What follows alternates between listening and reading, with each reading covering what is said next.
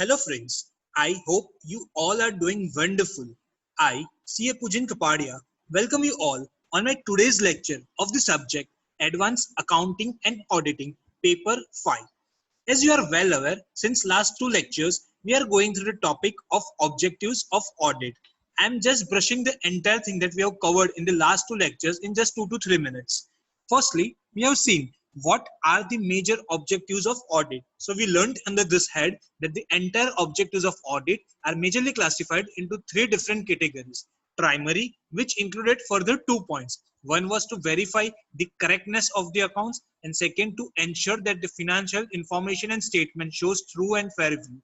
Second was subsidiary objectives, which was dealing with the detection and prevention of errors and frauds. And the third were the other objectives. Then we learned the different types of errors, errors affecting trial balance, errors not affecting trial balance.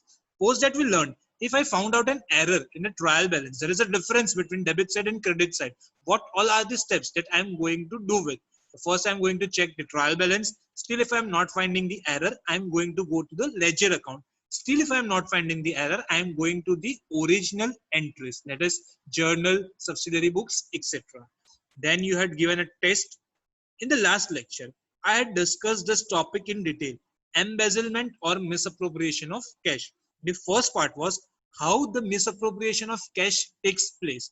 It can be in the transaction of sales, under which we have learned one important meaning, that was of teaming and lading, in which I have told that when one debtor is giving me payment, I am concealing the same, I am hiding the same. And when the another debtor is giving me the payment, I am adjusting the payment from the second debtor against the payment of the first debtor. In short, this is a technique of misappropriation of cash, which is known as teaming and lading. Next topic we understood was how it is conducted in the transaction of purchase by cash receipts and by cash payments. Then we understood how to detect the misappropriation of cash. Fine. We are checking the balancing the cash book daily, bank reconciliation statement to be taken care of on a monthly basis, then asking for confirmation from debtors, creditors, etc. And the last and the most important part, I came to know, I detected the misappropriation of cash. Now, how should I prevent this misappropriation? Under which we learned few points. The first and the most important one was internal check system. That was the maker checker concept. One person is making the instrument and another person is checking the same. Second important point was we should restrict the power of the cashier. Impress system of petty cash book, that is maintaining the same opening balance every month. Payment should be by only cross check, so there is no question of cash being involved in the transaction. Authority only to responsible person to grant the discount. Again, one important point, separation of duties. I also laid emphasis on this point during the last video also, in which I told one particular transaction should not be completed entirely by only one person.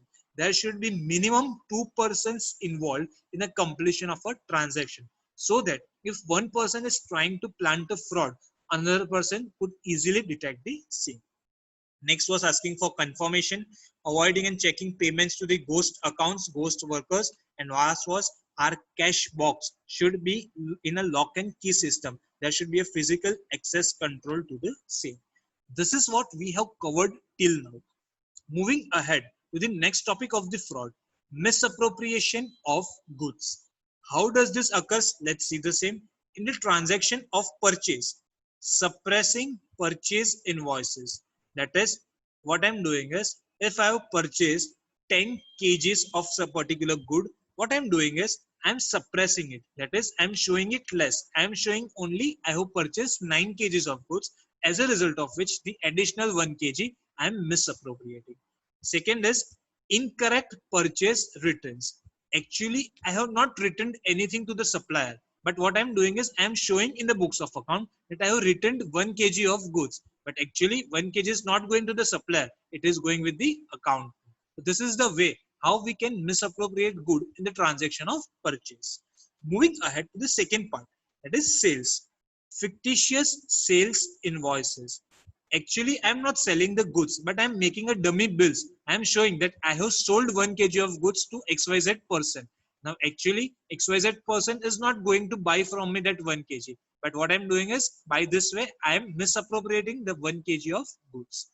By not recording sales written, actually I have written some goods back from the person who has purchased the sale, but I am not recording this sales written. The written I have received from my customer. By not recording this, what I'm doing is I'm directly taking that goods along with me. So this is how we can misappropriate the goods in the kind of sales. Third is consumption. You very well know that in the manufacturing unit, the raw material is consumed to the manufacturing process to produce the finished goods. Now, what person do is he can show the excess consumption. For example, to make 1 kg of goods, I require 10 pieces of a particular raw material. What I'm showing is I have used 11 pieces to produce that kg of good.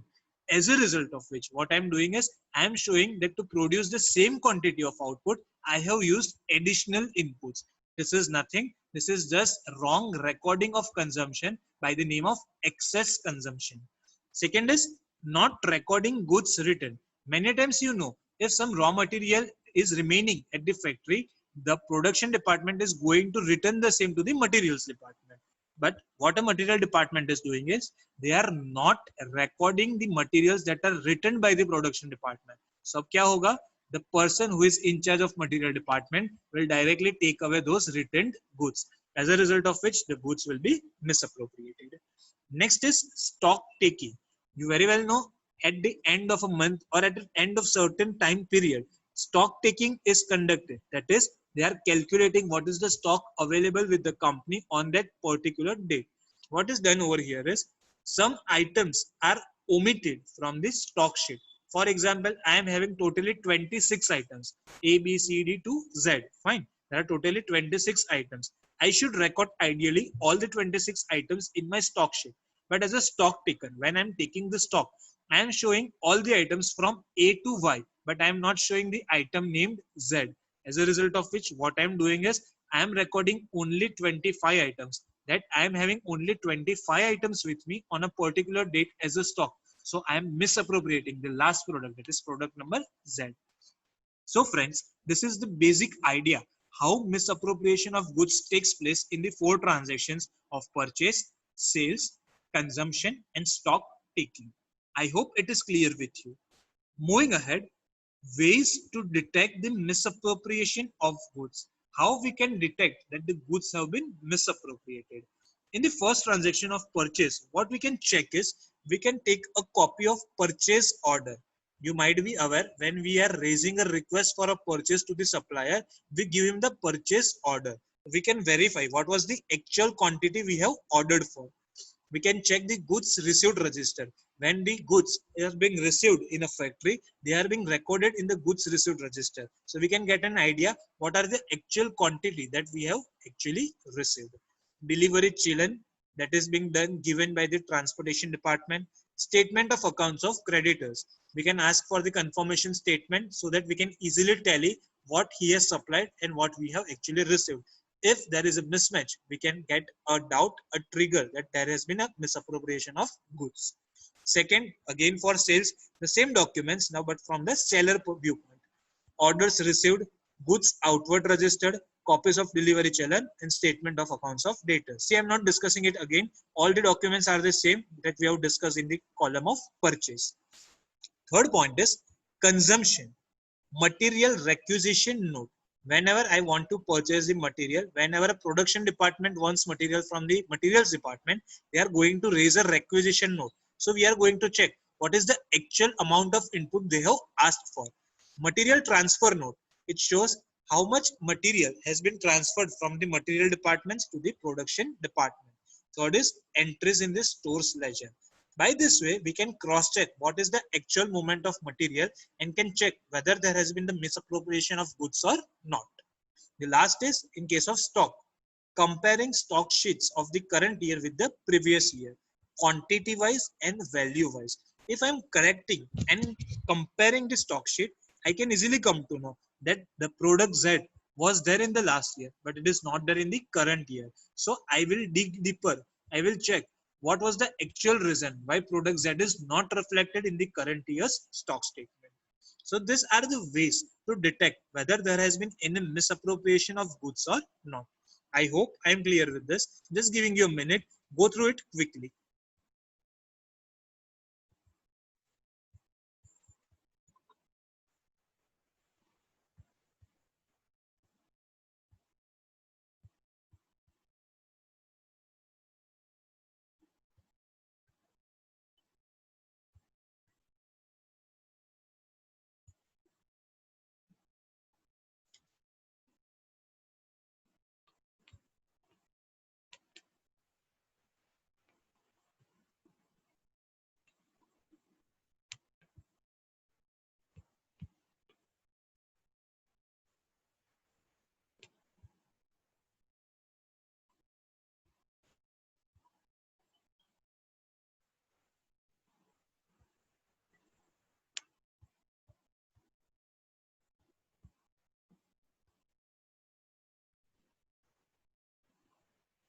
Well, friends, I hope you are clear with this particular slide.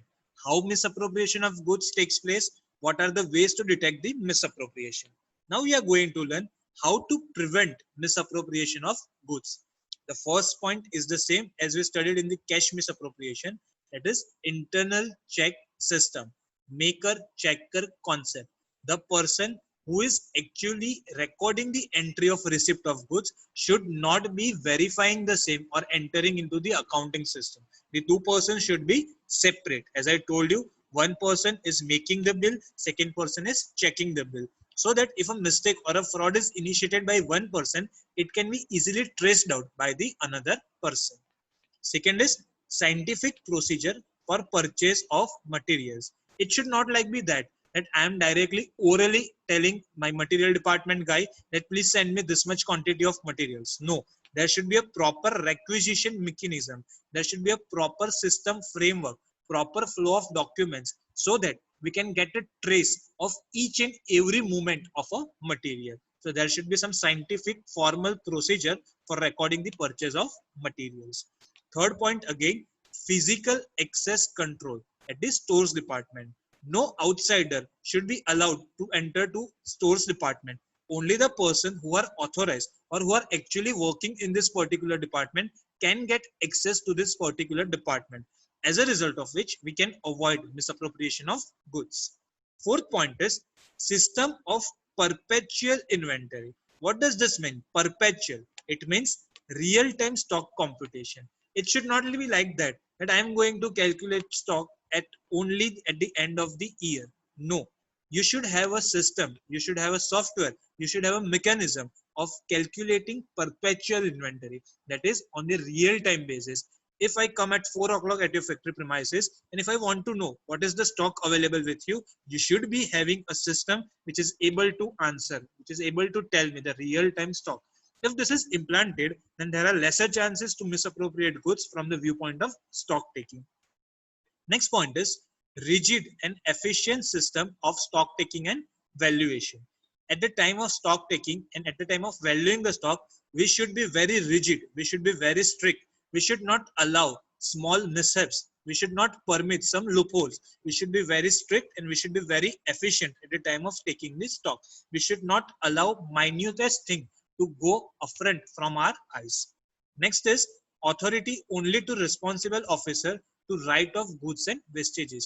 You might be aware when we are running a production department, a manufacturing unit, there are certain raw material which are of no use in production, whom we write off as a wastage. Now the authority which material to be recorded as a wastage should be given only to responsible officer. If it is given, then the person who is the right person will record it rightly. If it is not done, then any person will record good material even as a wastage and will misappropriate as the goods. Last part is standards of consumption should be set. I gave you the example. To manufacture 1 kg of a particular product, the requirement is 10 pieces.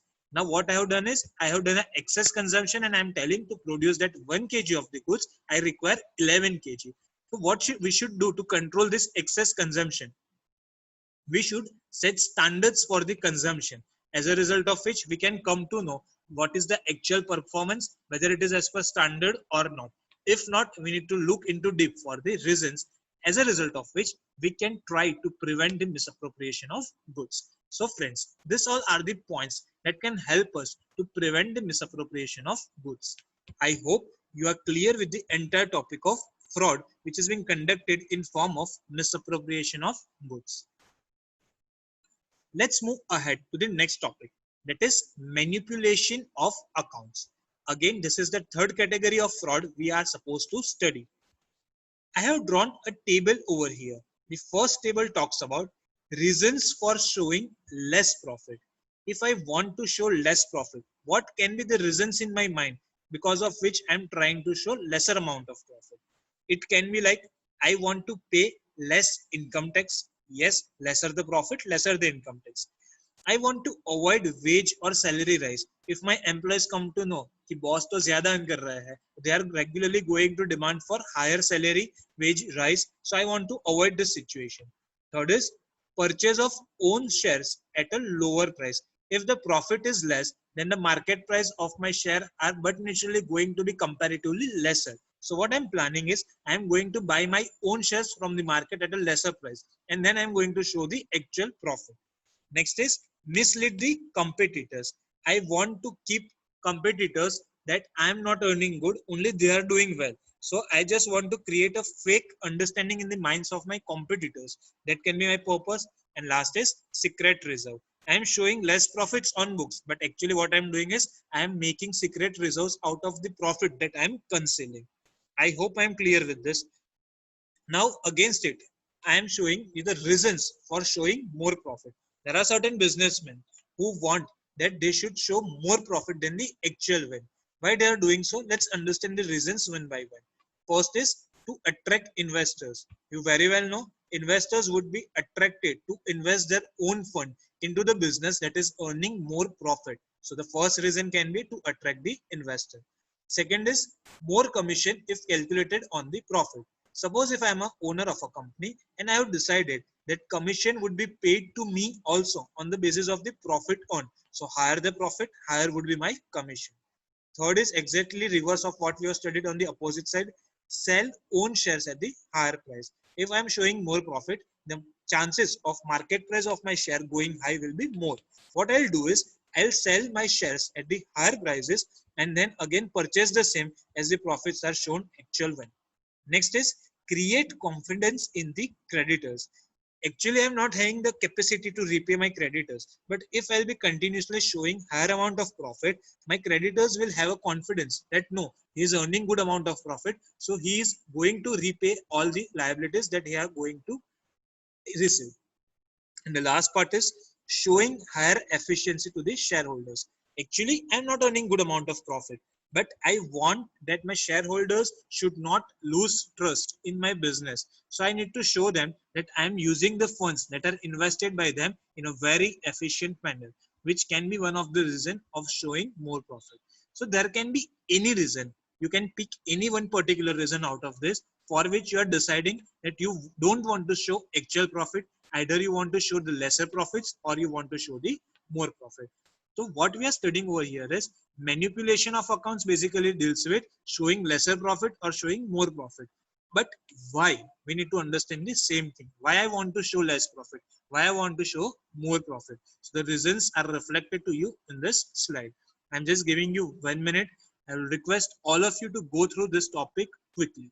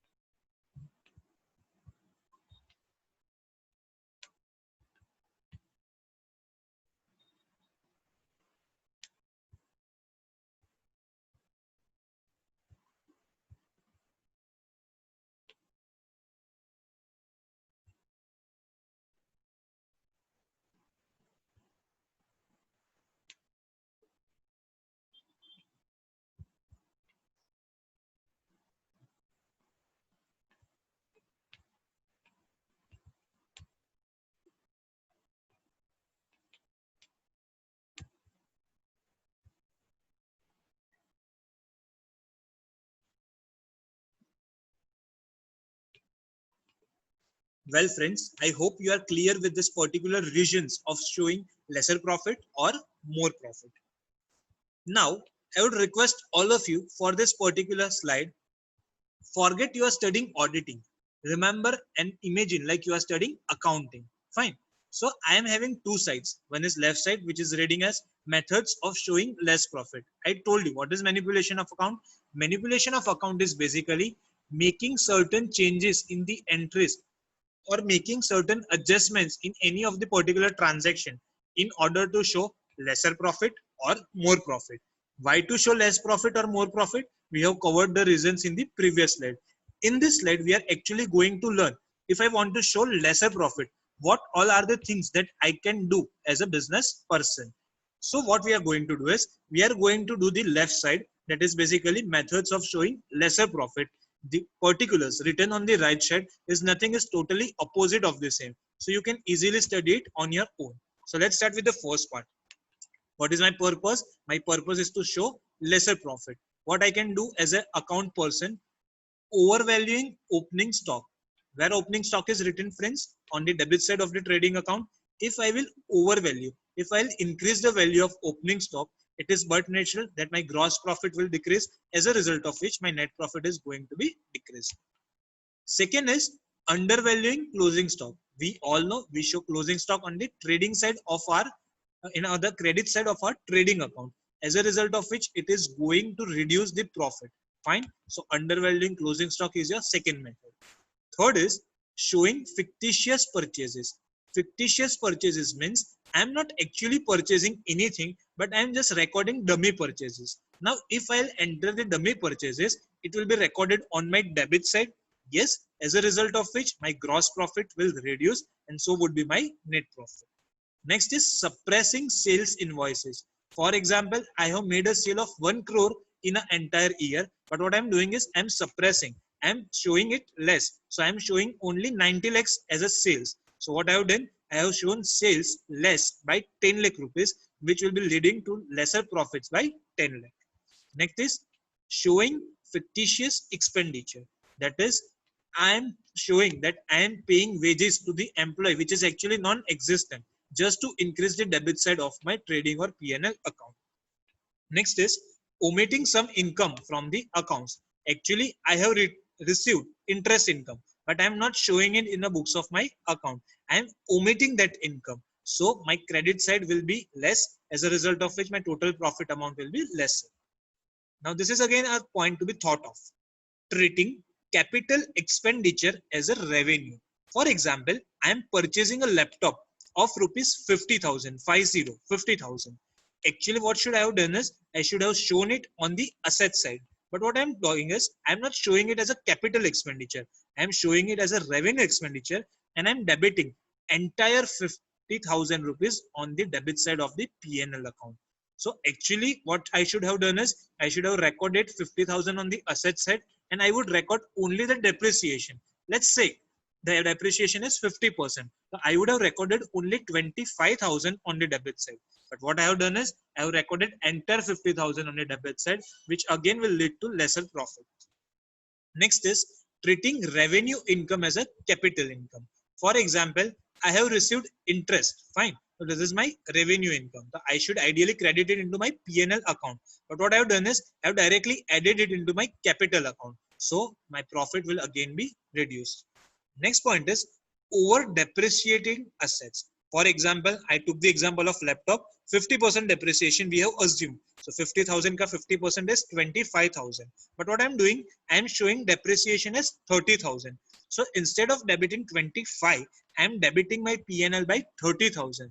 So if I'm showing more expenditure, it is but natural my profit is showing to be less. Next is excess provision. For example, you all know we make provisions on debtors, that is discount reserve on debtors.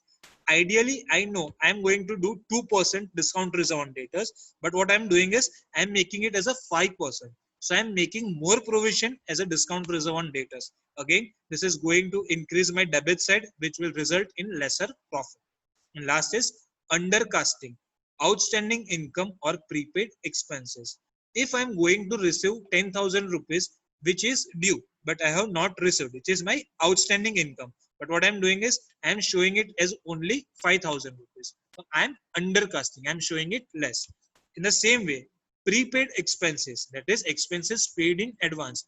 I have paid 10,000 rupees in advance. So I get to deduct those 10,000 rupees as prepaid expenses. So my expenditure would reduce by 10,000 rupees. But what I am doing, I am undercasting it. I am only showing 5,000. So my expenditure is actually going to be reduced by 5,000 only.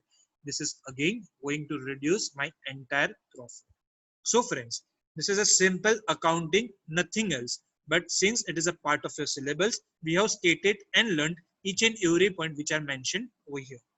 Now, I would just request you friends to take a quick overview on all the points that we have discussed, and the opposite side is totally the opposite of what we have written on the left side. I'm just giving you 1 minute. Go through this particular slide.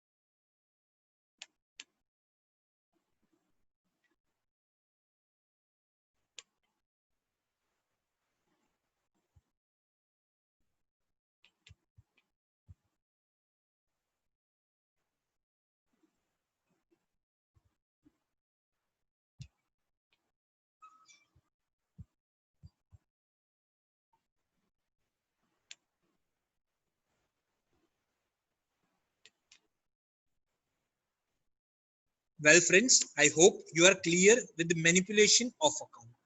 With this, we end our three frauds. First was misappropriation of cash, second was misappropriation of goods, and third is manipulation of account.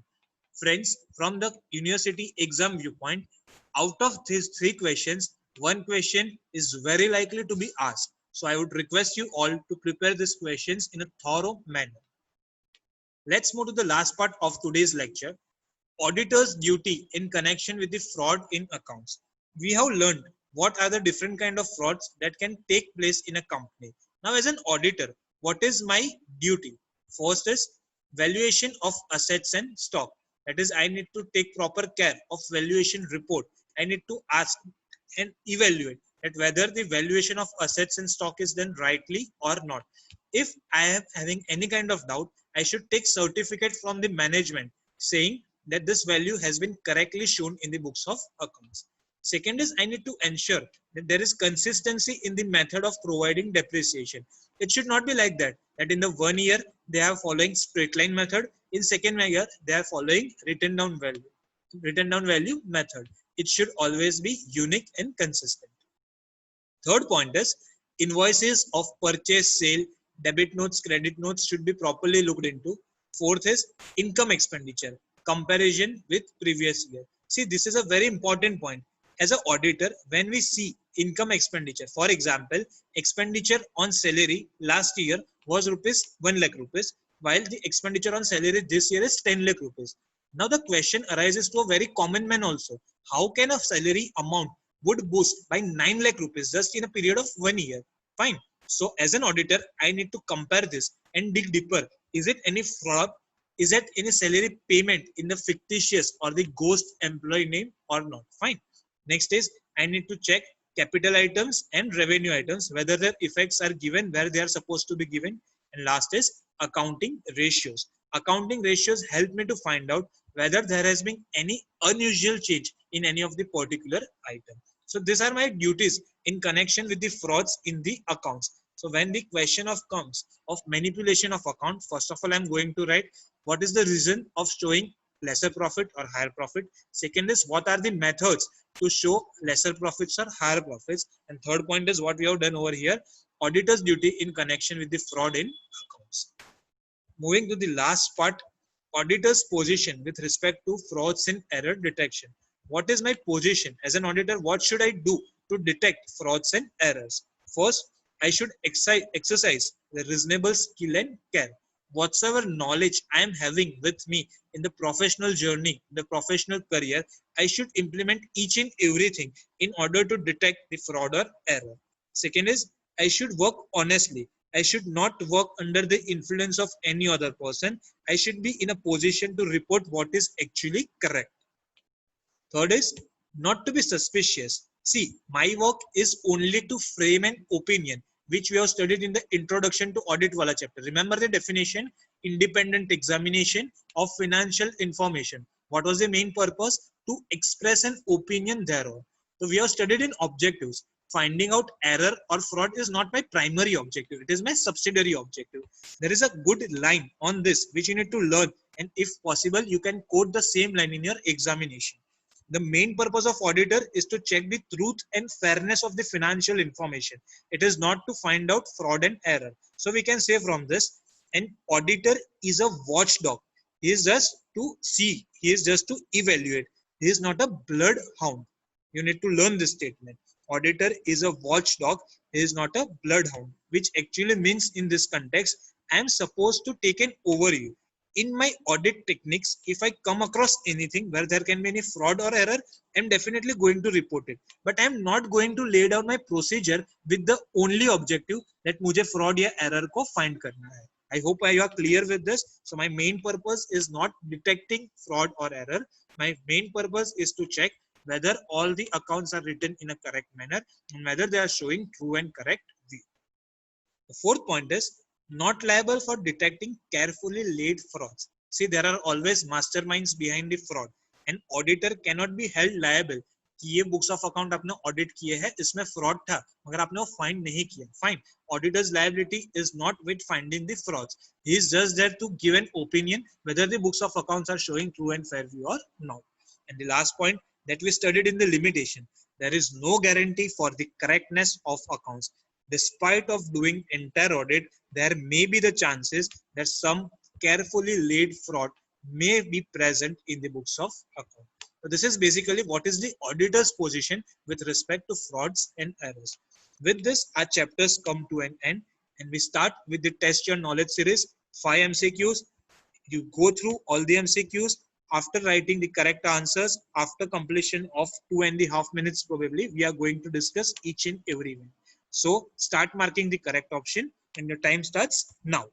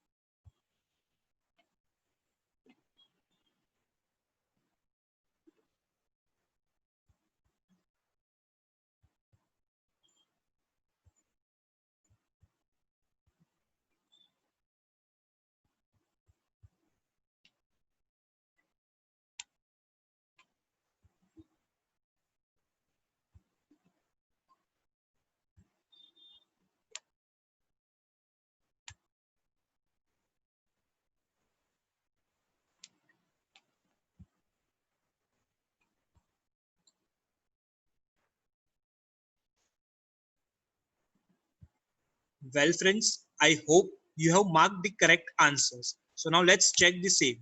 Question number 1 was amount received from debtor X is adjusted against debtor Y. This is known as, we have studied the definition in cash manipulation. Correct answer is option B, teaming and lading. Second is, just now we learned the sentence, auditor is a watchdog. He is not a bloodhound. So correct answer is option A. His task is to find out and ensure true and fairness of the books of account and not to find errors and fraud. Misappropriation of goods may take place in all. We have learned 4 points in misappropriation of goods. It can be there in purchase, sales, stock, and consumption. It cannot be there in trading expenses. So the correct answer is option D, trading expenses. Question number 4. Okay, so you need to apply your accounting knowledge more over here to show more profit. मुझे क्या करना है? Profit ज्यादा दिखाना है. Accountant में dash. First is undervalue closing stock. What he'll do is he'll decrease the value of closing stock. तो इससे तो credit side कम हो जाएगी तो profit कम होगा. That is not a correct answer. Second is overvalue opening stock. That is opening stock की value को बढ़ा देगा. तो इससे debit side increase हो जाएगी. Again इससे profit कम हो जाएगा. It is also not a correct answer.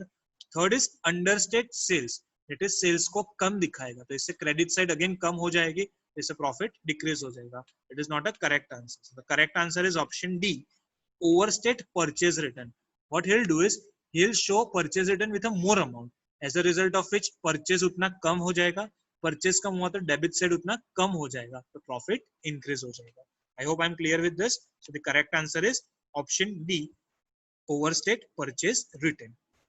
Last MCQ was also of the same nature. To pay less tax. अगर accountant को कम tax पे करना है, fine. Please understand the question. तो वो क्या करेगा? कम profit दिखाएगा. तो again the question is the same. I want to show lesser profit. तो उसके लिए मैं क्या करूंगा? Overvalue closing stock. नहीं, इससे तो credit side बढ़ जाएगा, तो this is not a right answer. Undervalue opening stock. इससे debit side कम हो जाएगा, तो वापस profit बढ़ जाएगा. No. Third is overstate sales. Sales को मैं बढ़ा दूंगा तो क्रेडिट साइड बढ़ जाएगा तो प्रॉफिट बढ़ जाएगा. नहीं, मुझे तो कम टैक्स चाहिए. What I want is lesser profit. So the correct answer is option D, understate purchase return. Whatever purchase return I am having, I would understate it. मैं purchase return को कम दिखाऊंगा, तो इससे क्या होगा? मेरा purchase का amount ज्यादा दिखेगा, debit side बढ़ जाएगी. As a result of which मेरा profit कम होगा and I will have to pay lesser tax. So this is what we have discussed till now. I hope all of you might have got all the answers correctly. If not, just take a quick view over all the topics that we have covered in this part of video. With this, I officially declare the chapter of objectives of audit completed.